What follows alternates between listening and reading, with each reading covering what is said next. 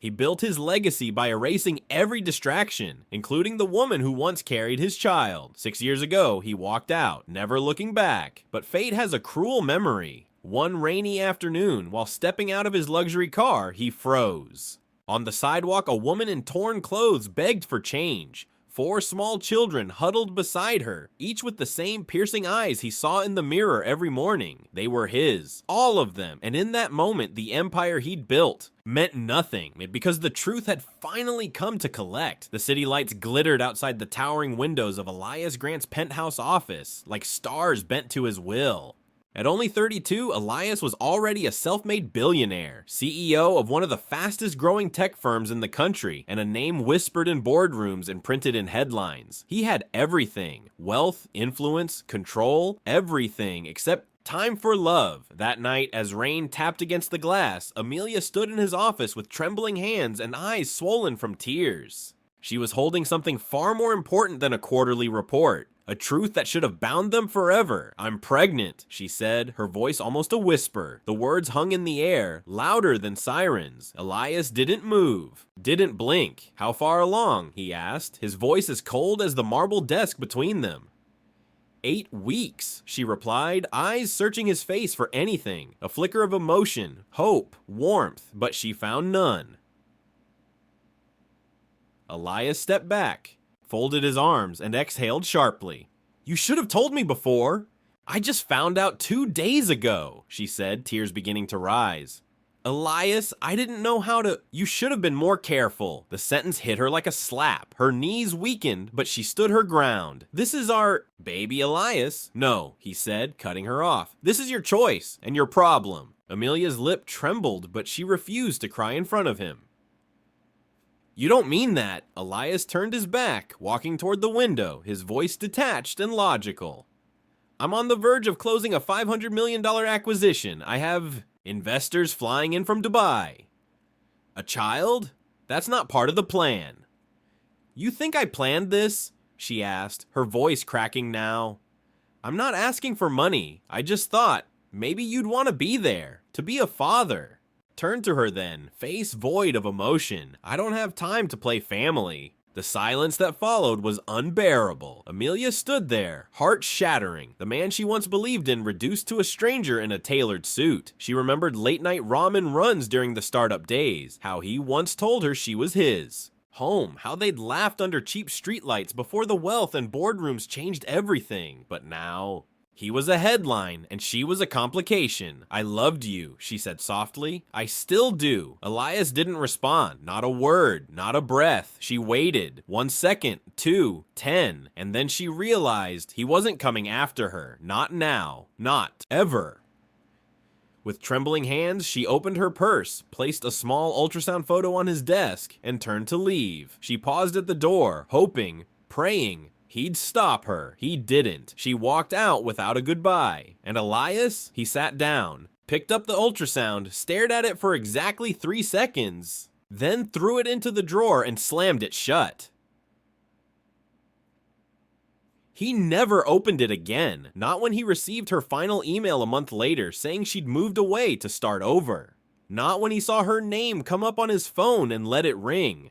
Not when he lay awake in his penthouse at night and wondered for a fleeting second if the baby had been born. He told himself he had done the right thing. A child would have been a weakness, a distraction, an anchor to a version of himself he had outgrown. But what Elias didn't know, what he couldn't know, was that Amelia had given birth not to 1 child, but 4, and each of them carried the eyes of a man who chose power over parenthood. Elias Grant didn't walk the streets. He was chauffeured, protected, and escorted like the king of a concrete kingdom he had built brick by brick. His time was currency, and every second was spent scaling the next summit. But today, the elevator in his private tower malfunctioned, and his driver was caught in traffic. So for the first time in years, Elias walked downtown Manhattan buzzed with the kind of chaos he loathed. Shouting vendors, honking taxis, bodies in motion. He tucked his phone into his pocket and adjusted the collar of his gray designer coat, cutting across a side street to avoid the crowd. That's when he saw her.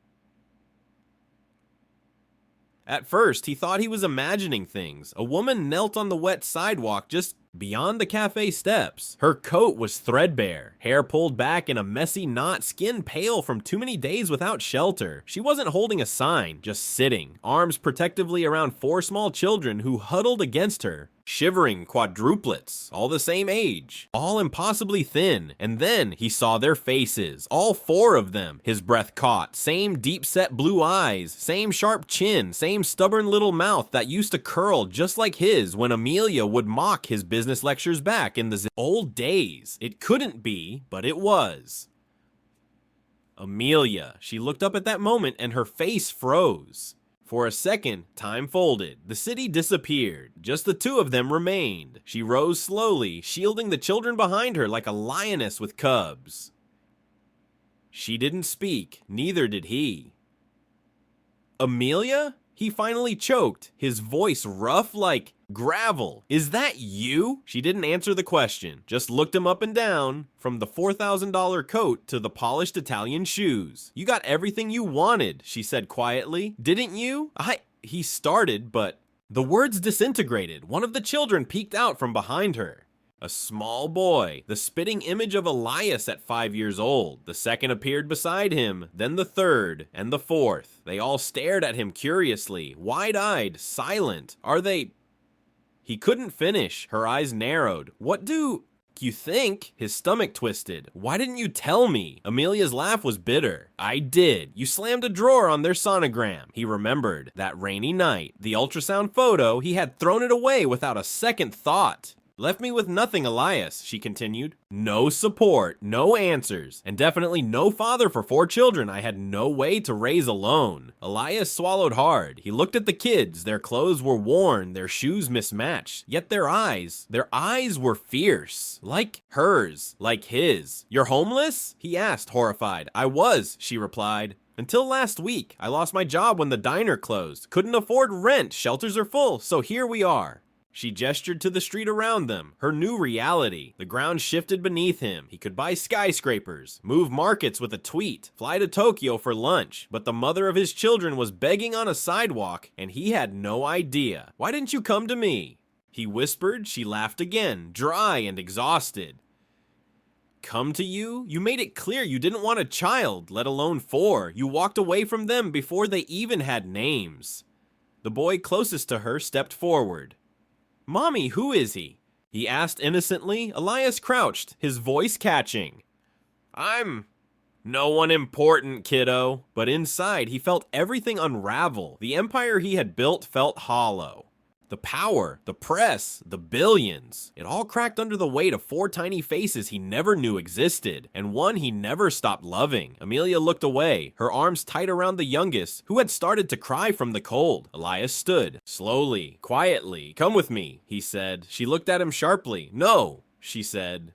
They're not charity cases. We don't need saving. He shook his head. I'm not offering charity. I'm asking for a second chance.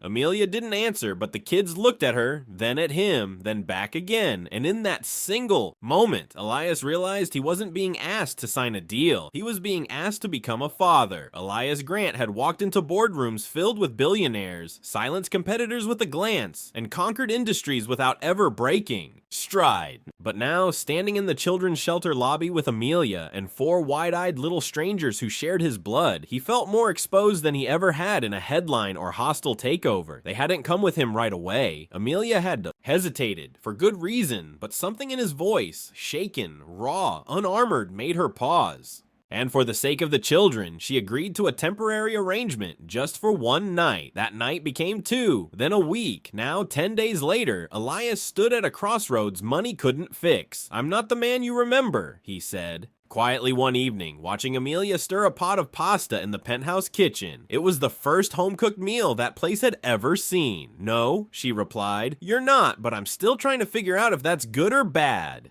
Looked over at the children, now building Lego castles on the plush rug. One of them, Liam, the most curious, looked up at him and smiled. That smile wrecked him. He had missed 6 birthdays. First steps. First words. First everything. And now he wanted it all back. But not even he could buy time. I want to do better, Elias said. For them, for you. Amelia didn't respond immediately. Then she looked him straight in the eyes. You can't fix this with a trust fund or a new apartment, Elias. They don't need a provider. They need a parent. I know. Do you? She asked softly. Because being a father isn't convenient. It's messy. It's sacrifice. Are you willing to give up control? He swallowed hard. Yes, then prove it. The test came. Sooner than expected. The press caught wind. A photo, Elias helping Amelia into a black SUV, 4 children at their heels, surfaced on a gossip blog and spread like wildfire. Headlines exploded. Billionaire's secret family. Tech titans love child scandal. By morning, Creed Tech's stock had dropped 2%. His board demanded an emergency meeting. You need to issue a statement, Malcolm said. Deny the connection. Frame it as a misunderstanding. We can control the narrative. But Elias didn't want to control the narrative. For once, he wanted to tell the truth. I won't deny them, he said, standing before the entire board. They're mine, all 4, and I left them once. I won't do it again. There was silence. Someone cleared their throat. You're risking everything, one director warned. No, Elias replied. I'm finally protecting what matters. He left the meeting with his jaw tight and heart thudding. He had spent his life chasing power, and now he was choosing family, knowing it might cost him everything. Back home, the kids were in their pajamas, brushing their teeth with matching dinosaur toothbrushes. Amelia sat on the balcony hugging, her knees to her chest. He joined her in the quiet. I made my choice today, he said. Might lose the company, but I won't lose this. Amelia turned to him slowly. Why now? She asked. Why us?